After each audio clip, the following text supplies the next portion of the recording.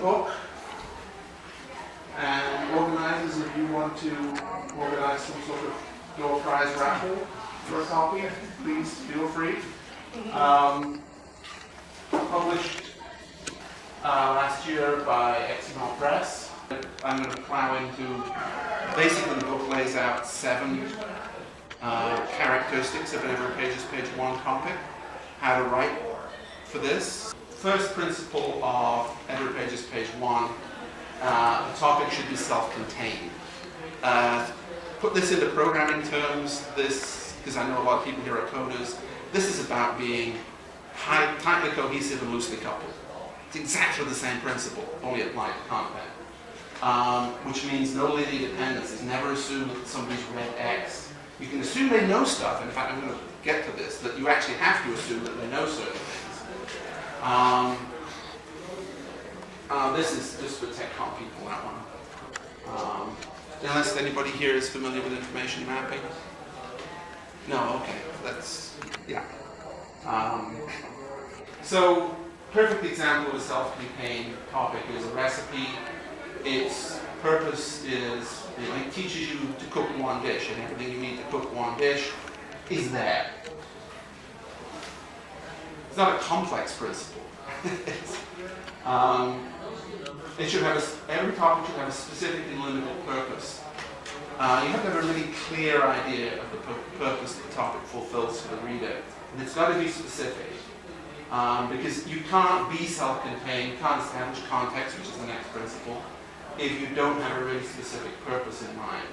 And it's got to be limited, but it's the one vehicle in the network that the reader, you don't want, a good example is, a car is a great vehicle for going down the road, a hotel is a great vehicle for sleeping during the night. A Winnebago is a monstrosity. Right? You do not want to be building Winnebagos, you want to be building cars and hotels. Each thing doing its own purpose. Do one thing, do it well. Which again is a good coding principle. So, same principles apply. This is an example of specific and limited purpose.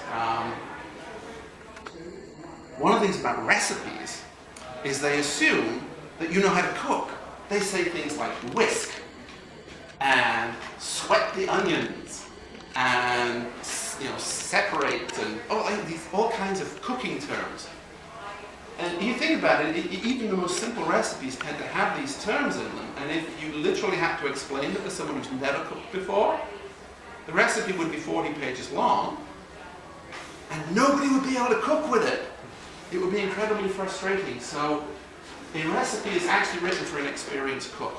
Supposing you're reading a recipe and it says sweat the onions, you don't have no idea what that means.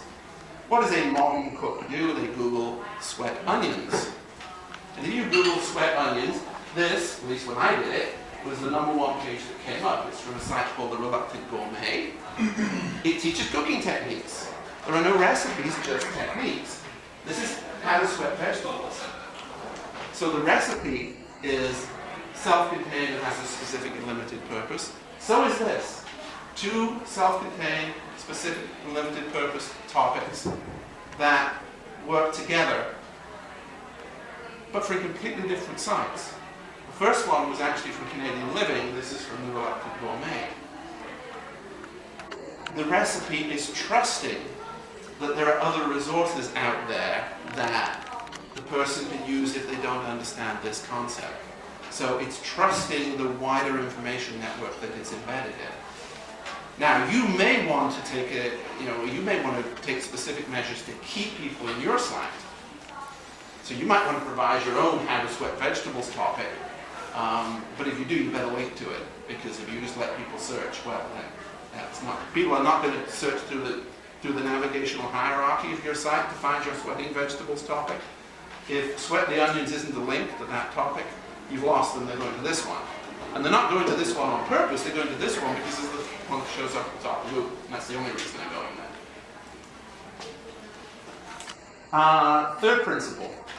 A good Every Pages Page 1 topic should establish context. Because the reader can write from anywhere, you need to know where you've arrived. I've been doing a lot of coding in Python recently, Every time I search for anything in Python, I get a Python 2.7 answer. I'm working in 3.4 because all the stuff I do is about content and I want to have the Unicode built-in version, right?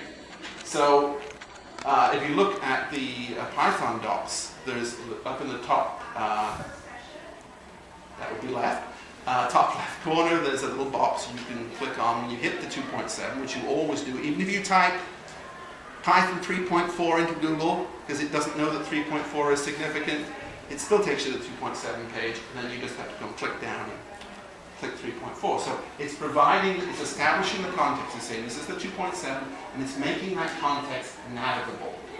Because you'll get this kind of one-off error, a little bit off all the time. I would say Google is like the TARDIS. You notice the TARDIS always takes the Doctor approximately where he needs to be, but never quite. There's always running involved. So there's always this need for the last mile. And the last mile is about, tell me where I am, and if it's not where I need to be, give me a way to get there. So this is really important in any topic. Establish context and make that context navigable. Which Wikipedia is superb at doing.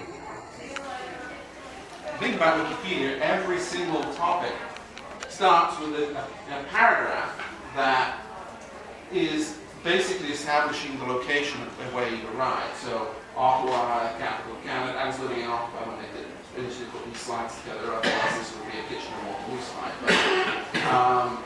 But notice what's happening. It's putting in its political context, its geographic context, its historical context, and the thing I particularly love about Wikipedia is it's got this disambiguation link. Which is saying, well, maybe you meant this other thing. So maybe you didn't mean this Ottawa, maybe you meant Ottawa, Kansas, or Ottawa, Illinois, which are much smaller towns, but places where the Ottawa Indian tribe was sent after they got shut down in eastern Ontario. Or maybe you meant the Ottawa River, or you meant the other Ottawa River, or all sorts of other things. So, disambiguation. It's really actually important to do that. And other than Wikipedia, not too many sites do it. This is more context setting. The pictures are always context setting. Ottawa, it's a city. All this stuff. A huge amount of context setting goes on. Virtually every single Wikipedia page you'll ever see. It's a big part of why it's successful, because think about how big Wikipedia is. Actually, I don't think anyone has any idea how big Wikipedia is. It's really huge. Do you ever feel lost on Wikipedia? Right? You are where you need to be, and if you need to get somewhere related to it, there's always a linking page. Context setting. This is really interesting. This is the fourth characteristic, and it turns out that when you're dealing with short-form content that serves a specific and limited purpose and is self-contained, it almost always conforms to a type. So if you look, all recipes, we know exactly what the information type of a recipe looks like. Look at the Wikipedia articles on cities.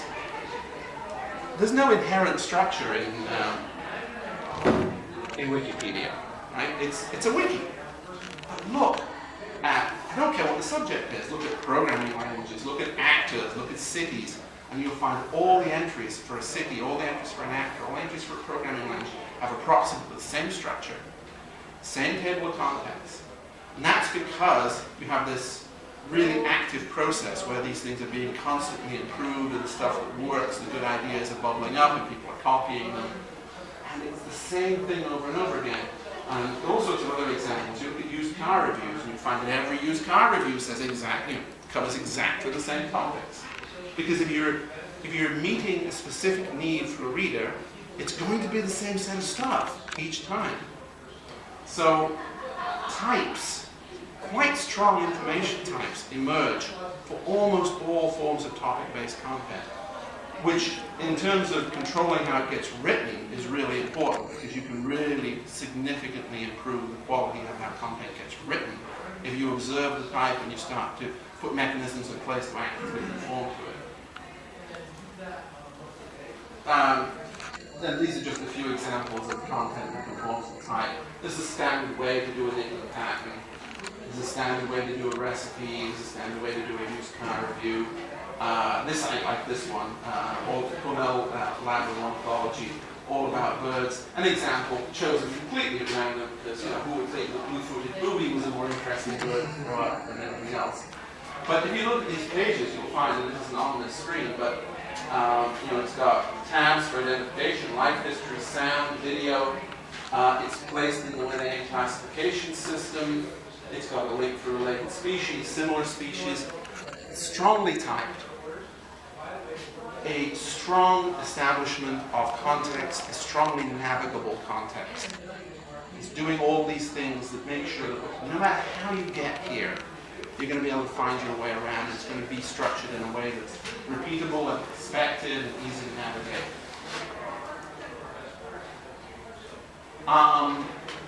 Next characteristic is the topic stays on one level. If you think about how books are structured, books tend to go from the detailed to the specific, to detailed, to the general, to the less general, to the more. They hop around all over the place. Because the author is deciding when should I give you the big picture? When should I tell you about the theory? When should I give you some examples to illustrate the theory? Now everybody learns differently. We know this. We know that some people would rather have a bunch of concrete examples and maybe somewhere down the road they'll derive the theoretical basis from those concrete examples. We know that other people want to understand the system first before they see the examples. They want to see that the example is an example of the principle. This is different learning styles. These are decisions that users should make. So if you're creating material that can be read in any order, to use John Carroll's words, you need each of your topics to stay on one level, because it's not your decision when to change levels. It's the reader's decision. So this is one possible way of doing this. Again, this is mostly suited to TechCom, but have one big picture topic. Have some Pathfinder topics. Pathfinder topics in TechCom is really about saying, I've got a business problem, how does this technology address the business problem? Workflow topics are about, say, here's how a piece of work gets assembled. The interesting thing about manuals, I have this discussion with tech writers all the time, is I said, look, people aren't going to use your information in order. And they say, no, the table of contents is really, really important because the table of contents describes the workflow. To which my response is, you're saying the only thing that describes the workflow is the table of contents. Seriously. I should be astonished how many people say, yes, it's really important. Say, if the workflow's that important, it deserves a topic of its own. And the interesting thing is, in any complex system, the guy who's in charge of the workflow is the project manager. And he's assigning off tasks to different people. It's not even the same person who's doing the workflow piece as who's doing the individual tasks. They're different people in almost any significantly complex system. Workflow is somebody else's job, deciding what order things get done in. And so that information needs to actually be written. And it's astonishing how often it's not. And it's astonishing how often people assume people will get the big picture from reading all the chapter headings in order. That's sometimes the only place it is. And yet it's really important. One of the things that John Carroll said is that people are really task-directed. Most people want to start by doing stuff. But at some point, not at the beginning for most people, but at some point they're desperately going to want the big picture. They're going to want to understand why it all works this way, how it all hangs together. You've no way of knowing when they're going to want that, but they are going to want it. So that needs to be there. And hopefully it's, going to be 5 pages worth of stuff, insofar as pages is a sensible unit of content anymore.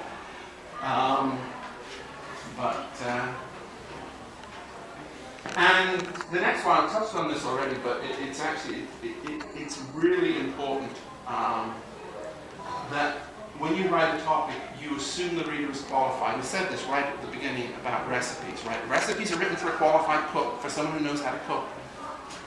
And if you try to add in all the stuff that people might not know, the documentation gets to be like this. And we see this in all kinds of somebody somewhere said, I didn't understand that, and we go and stick it right in there, right in where you didn't understand it. A number of times I've seen procedures where you have one completely high-level step, the second step is like 2 pages long and incredibly detailed, and then the third is high-level, and the fourth is a high-level. That's because somebody on the support line or somebody complained to a salesperson that somebody didn't understand that step. And that better be fixed right now! And they went in, and somebody went in, was forced to go in, and expand that one step. Does it make any sense in terms of the overall? Now, this is why documentation sucks at about the 5th iteration of anything, because it's been hammered on like this. Stuff that's been stuck in sideways. Because every time somebody complains they didn't understand something, they stick more stuff in. And it gets to be just. And it's not just documentation, it happens to all kinds of content. New bits get stuck in. But it actually only works if you assume the reader is qualified and then give them a link to the material if they're not. So, give them a link to how to sweat onions. Don't explain it in line, because then you lose your structure, you lose your purpose, and nobody can find that stuff. So, again, recipe, as soon as the reader is qualified. And the final principle is link richly. Books are designed for linear reading. The assumption that people will read in a straight line, and even though we know that's not true, that's the design principle. Topics are designed, and web writing in general should be designed for self-directed readers, which means it needs to be navigable. You need a way for readers to find the information that they are going to need to understand each, the topics, and assume that they know this stuff. You need them to enable them to switch levels, to enable the onward journey. And, most importantly, links are how you keep the reader on your site. Because if they read something in your site, they're reading along, they don't understand it, what do we all do? Right-click, highlight, right-click, search Google for. Perhaps never to return. If that's a link, you click on the link and that person is still on your site. They may still buy your stuff. Right? The marketing department should really care about this. That everything that somebody might have a question about on your site is a link, so they don't leave your site. So linking is, from a usability point of view and from a commercial point of view, is absolutely essential, and you will be astonished at the pushback I get on this from writers. You know what writers say? They say, if I put links, they may not read all the way to the end. I don't care! It's not about being read. We have this school books. Our school system isn't actually based on learning to do stuff. Our school system is based on learning texts and answering questions about texts. Right? A huge amount of the Western education system is based on knowing books and proving you know books by answering questions about books. All of Nicholas Carr's stuff, his conclusions from The Shallows, was about giving comprehension tests. This is how people test content in usability labs today. They put the content up and they get people to read it, and then they say, okay, answer these questions on the content. Not, did they do the right thing? Not, did they find some answer to some question they're looking for, but did they comprehend my text? My precious, beautiful text. Did they comprehend it? Could they answer the questions? This is not what we're trying to do on the web. We're trying to enable people, either we're trying to do one of two things. Either we're trying to enable people to do what they want to do, or we're trying to seduce them into doing what we want them to do. Neither one of these things has anything to do with reading the content all the way to the end and answering questions about it. We either want them to get back and get their work done, or we want them to buy stuff from us. So, if you're dealing with writers at all, you will get this pushback on links. I don't like that. Oh, sometimes some of the slides I've already gone. This is Jeremy McGovern again. We get from this blog post I posted just last week. We don't work on the homepage. We work on the network. The web is a network, and those who work the web are networkers. The link is the essence of the web. Web writing is link writing. Don't think homepage. There's no direction home on the web. This home changes based on the context of what people want to do. In other words, every page is page one, because every page is based on what the reader wants to do right now. There are no home pages. Or they're all home pages, depending on how you want to look at it. So we can't build our sites on the book model. We can't build our sites on the site model that says, well, the key thing is to bring people to the home page, and once they're on the home page, they're on our site, and they're going to use our site. That's not work that. They're using the web, they're using the network. Our pages are nodes on that network. And we can, through linking, make it easier to stay in our site if the content is there to support it. But it's not how people are working.